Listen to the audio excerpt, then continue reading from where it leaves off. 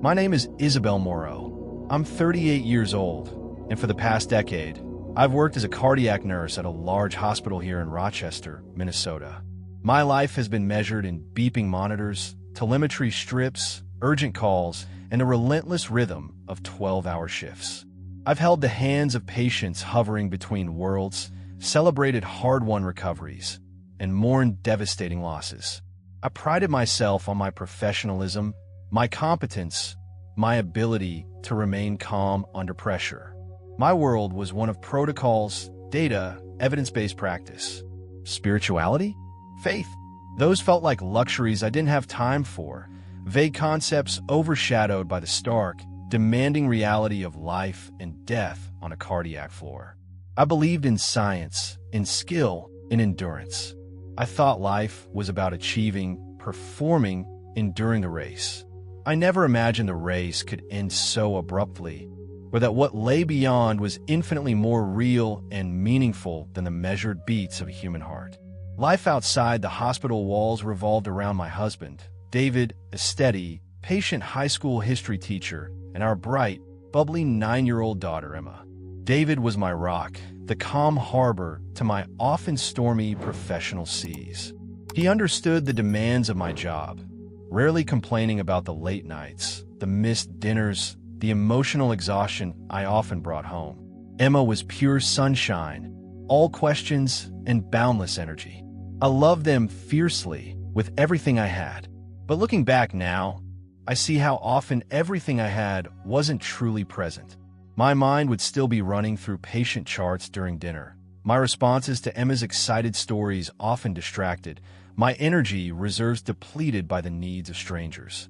I carried a baseline level of stress, a low-grade resentment towards anything that demanded more of me. Even, sometimes shamefully, the innocent demands of my own family. There was also a specific resentment I nursed, a bitterness toward the colleague, Sarah.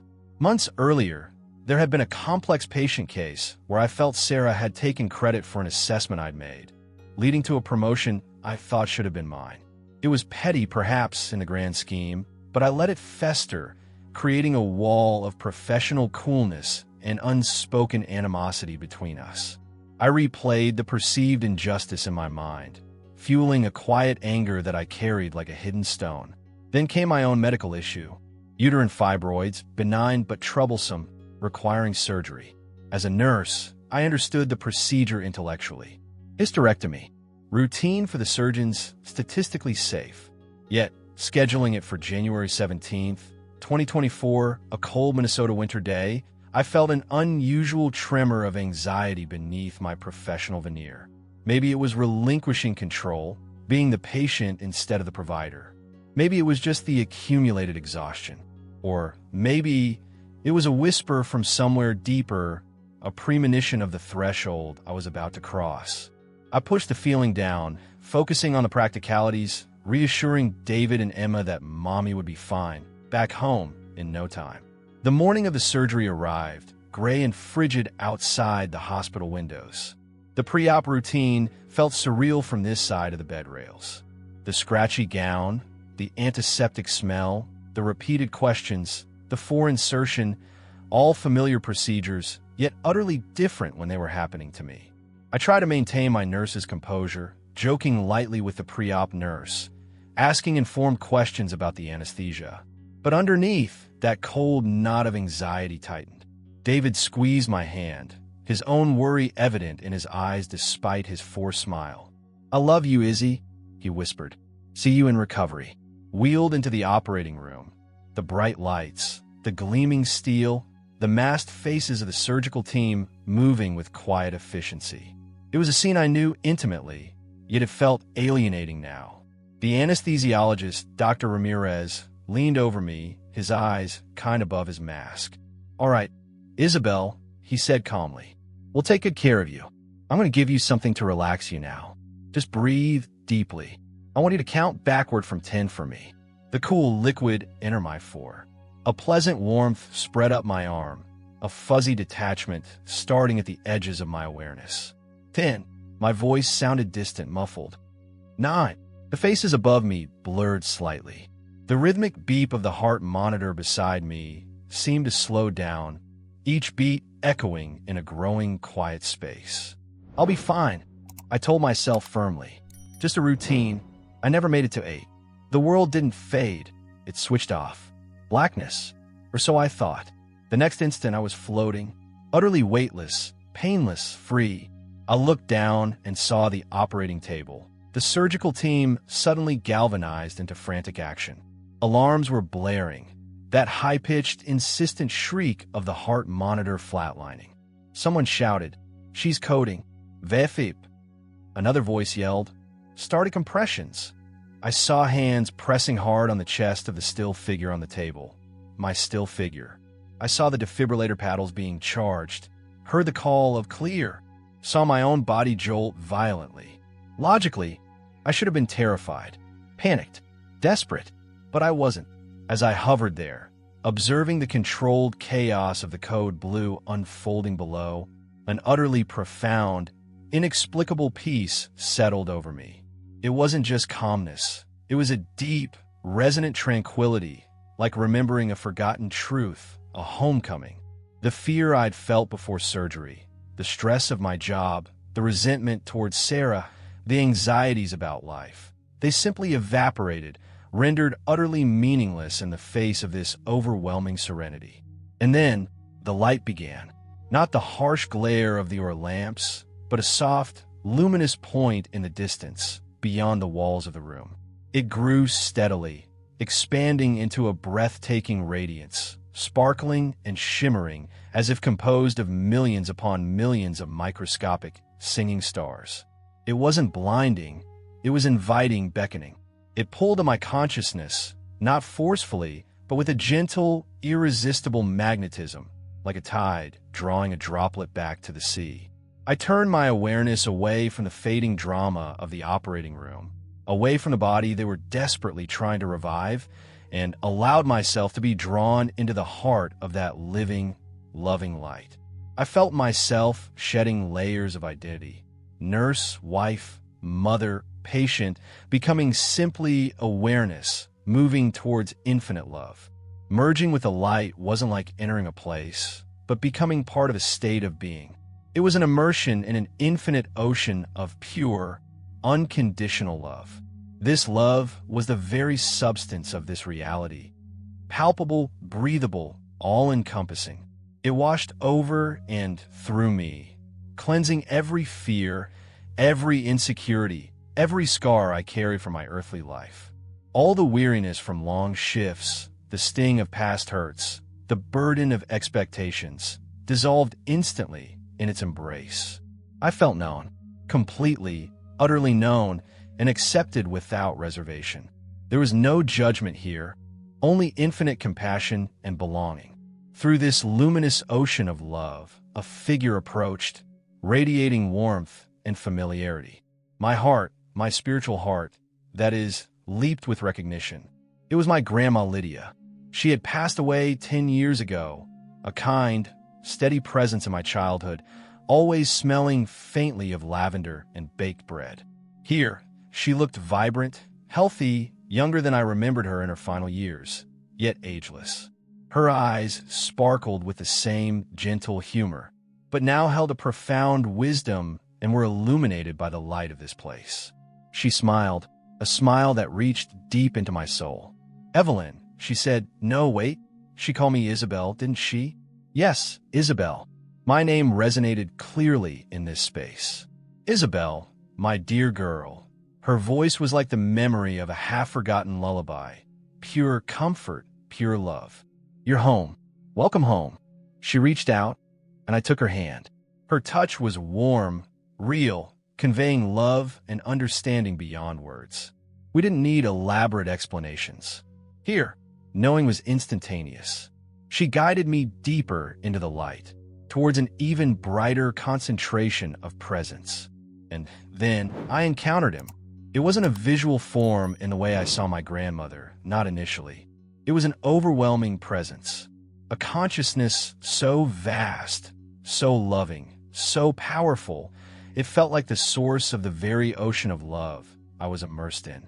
It was like being swept up in a warm, mighty river that flowed through my soul, cleansing, healing, knowing every part of me.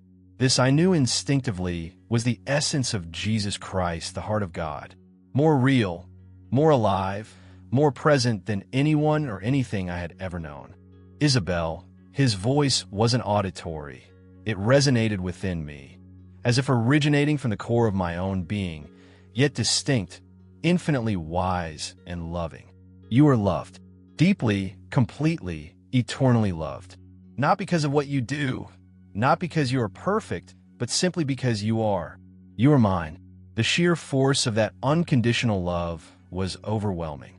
Tears of pure joy flowed from my spiritual eyes. All my life, I'd felt I had to earn love, acceptance, approval, through hard work, through competence, through meeting expectations. Here, love was given freely, abundantly, without condition.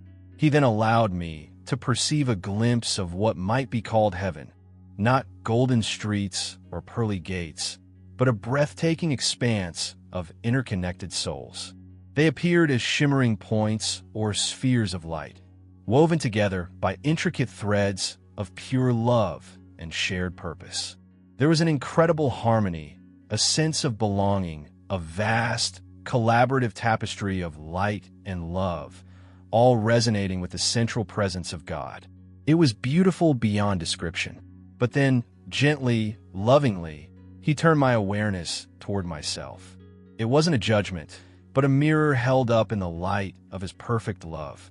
Scenes from my life began to play out before me, not sequentially, but thematically, highlighting moments where I had fallen short of the love I was now experiencing. I saw the incident with Sarah, my colleague, with painful clarity. I saw her slight smirk, heard her comment that I'd interpreted as stealing my credit. But now, I also saw the insecurity behind her eyes, something I'd been too consumed by my own resentment to notice before. I re-experienced the waves of anger I had nurtured, the cold shoulder I'd given her for months, the mental energy I'd wasted replaying the perceived slight. In the light of his love, my resentment felt heavy, ugly, a self-imposed prison. I saw moments with Emma, her bursting through the door after school, eager to tell me about her day, waving a drawing. Me, exhausted after a night shift, waving her away with a tired, "Not now, sweetie. Mommy needs quiet." I saw her small face fall, the light dimming in her eyes as she quietly put the drawing away. I saw myself snapping impatiently when she interrupted my charting or asked for help with homework when I felt overwhelmed. Each misconnection, each moment of prioritizing my stress over her small, important world, pierced my heart with regret. I saw interactions with David. Him trying to share something about his day, me only half listening, my mind already on my next shift or lost in exhaustion. Him suggesting a weekend getaway, me immediately shutting it down because of work commitments or sheer lack of energy. Him reaching for my hand, me pulling away slightly, lost in my own thoughts. I saw his patience, his unwavering support, and how often I had taken it for granted, failing to pour back into the relationship the love he so freely gave. There were other flashes, moments of kindness towards patience, yes, but also moments of impatience, moments where I judged someone based on appearances, moments where I failed to offer a word of hope when I could have. Seeing these moments bathed in the light of his unconditional love didn't bring condemnation, but a profound, aching sorrow, a deep understanding of how I had failed to reflect the love I was created for.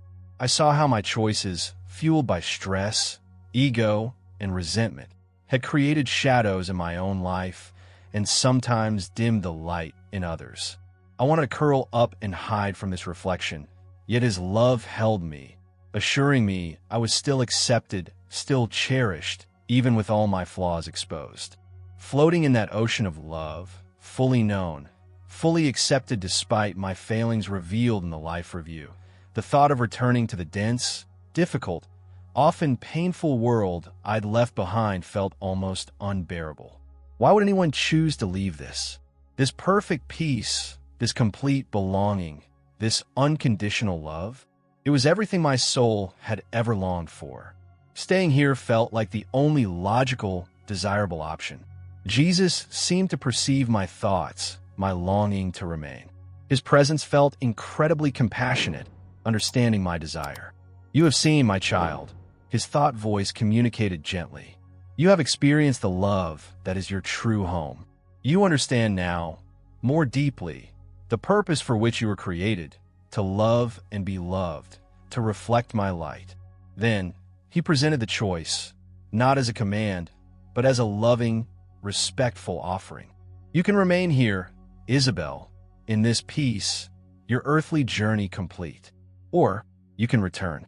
You can take the love you have experienced here and choose to live it more fully, more intentionally in the life you left behind. The choice is yours." My spirit felt torn. The allure of staying was almost overwhelming. No more pain, no more stress, no more struggling with my flawed human nature. Just endless peace and love. But then, images flooded my awareness, infused with a new poignancy after the life review. David's face, etched with worry in the ambulance, his steadfast patience through my long hours, his hand always reaching for mine. Emma's bright, trusting eyes, her joyous laughter, the memory of her fallen face when I'd been too tired for her story. The unspoken, "I love yous," the "I'm proud of yous" I hadn't said often enough. The forgiveness I hadn't extended to Sarah, the freedom I hadn't claimed. The life review hadn't just shown me my failings. It had shown me the value of those earthly connections, the sacredness of the opportunities to love, forgive, and connect, opportunities one had so often squandered or neglected. Could I really leave them? Could I abandon the chance to go back and try to live out the love I now understood so profoundly? To mend what was broken? To truly be present for the people entrusted to my care, both at home and at work? The pain of leaving this perfect love was immense, but the pull towards finishing my earthly assignment, armed with this new understanding, was stronger. It wasn't about obligation. It was about purpose. It was about bringing a fragment of this heavenly love back into a hurting world, starting with my own small corner of it. Tears of a different kind welled within my spirit.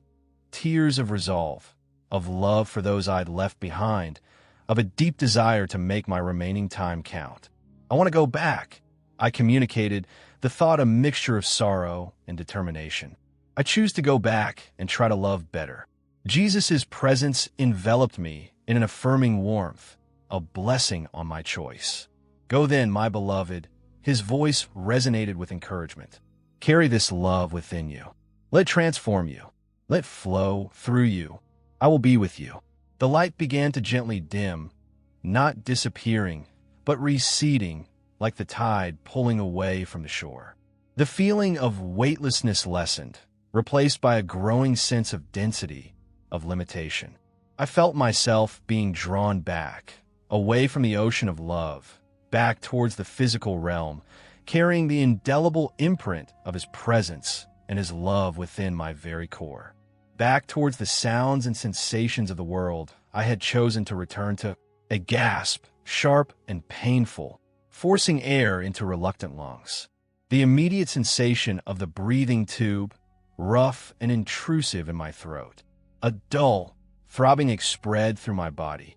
The insistent, rhythmic beeping of monitors seemed jarringly loud after the profound silence of the NDE. My eyelids fluttered open, blinking against the two bright lights of the recovery room. The first face I focused on was David's. He was slumped in a chair beside my bed, head in his hands, but snapped upright at my movement. His eyes were red-rimmed, filled with exhaustion and overwhelming relief. "Izzy," he breathed, rushing to my side, carefully taking my hand. "Oh, thank God, Isabelle. You're awake. We almost lost you, the doctors, they said." He couldn't finish, choked up with emotion. I couldn't speak past the tube, but I squeezed his hand, tried to convey everything I couldn't articulate. The love, the relief, the profound change within me. The memory of the ocean of love, of Jesus' presence, of my grandmother's smile, was vividly real, more real than the sterile room around me. The life review, the choice, the purpose, it was all crystal clear. I wasn't the same Isabelle who had been wheeled into surgery that morning. That woman, driven by stress and harboring hidden resentments, felt like a stranger. This Isabelle, lying weak and battered in a hospital bed, felt paradoxically stronger, clearer, and filled with a love that demanded expression. My recovery was slow but steady. Once the breathing tube was removed, one of the first things I did was talk to David, really talk. Not just about the medical details, but about what I had experienced, the love I felt, the regrets revealed in my life review, my desire to live differently. He listened, stunned but open, holding me as I cried, tears of gratitude this time, not fear. True to the insights gained, I began to consciously change my behavior, starting with the people closest to me. Knowing I struggled to voice my appreciation verbally sometimes, I started writing short, simple notes to David, leaving them where he'd find them, in his lunch bag, on his pillow, tucked into his history textbook. Things like, "David, thank you for your endless patience yesterday when I was so grumpy after my shift. Seeing your steady love in my life review made me realize how much I take it for granted. I love you more than words can say. Izzy." Or, "Remember that weekend getaway you suggested last fall that I shot down? I regret that. Let's plan something soon. Just us. Thank you for always wanting to connect. Love, Isabelle." These small acts, born from the NDE's revelations, began to bridge the gaps that exhaustion and distraction had created between us. With Emma, the change was about presence. Before, I'd often multitask while she talked, half listening while mentally reviewing my day or planning the next. Now, when she came to me, eager to share a story about school or show me her latest drawing, I made a conscious effort to put down my phone, turn off the computer, look her in the eye, and truly listen. I started initiating hugs more often, lingering a little longer. One evening, tucking her into bed, I remembered the pang I felt during my life review about not expressing pride. "Emma," I said softly, stroking her hair, "I know I get busy and tired, but I want you to know I'm so incredibly proud of the kind, smart, funny girl you are becoming. I love watching you learn and grow." Her eyes widened slightly. Then she snuggled closer, a contented smile spreading across her face. It was a small moment, but it felt monumentally important. The hardest part was addressing the resentment towards Sarah. The memory of that bitterness felt so ugly in the context of the unconditional love I'd experienced. Forgiving her wasn't about excusing her behavior, if my perception was even accurate. It was about releasing myself from the prison of negativity. It took weeks of prayer and internal struggle. Finally, I approached her during a quiet moment in the break room. "Sarah," I began, my heart pounding, "I need to apologize. For months now, I've been holding on to resentment about that promotion situation earlier this year. I realize now that I let it affect how I treated you, and I'm truly sorry for the coldness and negativity I projected. I'd like to start fresh, if that's okay." Sarah looked utterly surprised, perhaps a little defensive initially. I didn't realize it bothered you that much, Isabelle," she stammered. We had a brief, slightly awkward conversation. She didn't apologize, nor did I expect her to.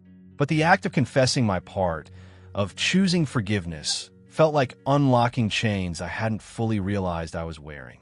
Walking away from that conversation, I felt lighter, freer than I had in months. The stone I carried was gone. My nursing practice changed too. I found myself taking that extra minute with anxious patients, not just explaining procedures, but offering a word of genuine empathy, maybe sharing a quiet prayer if they were open to it. I saw them less as diagnoses or tasks on a list, and more as souls journeying through fear and uncertainty, souls deeply loved by the same presence I had encountered. My work felt less like a draining obligation and more like a sacred opportunity to channel a fraction of the love I had received. Life didn't magically become easy. I still deal with the limitations of my illness. There are still stressful days at work, moments of impatience, times I have to consciously choose love over exhaustion or frustration. But the motivation is different. The perspective is different. My NDE didn't give me a roadmap to a perfect life. It gave me a compass, pointing always towards love, forgiveness, and presence. It taught me that life isn't measured in accomplishments or shifts completed, but in the quality of connection, the depth of love shared, the moments we choose to truly live according to the truths revealed in that ocean of light. If this story of transformation and unconditional love has touched your heart, please consider subscribing to this channel. We share testimonies and insights designed to encourage you on your own journey of faith, hope, and discovering the profound love that awaits us all. Click subscribe and remember today and every day just how deeply you are loved.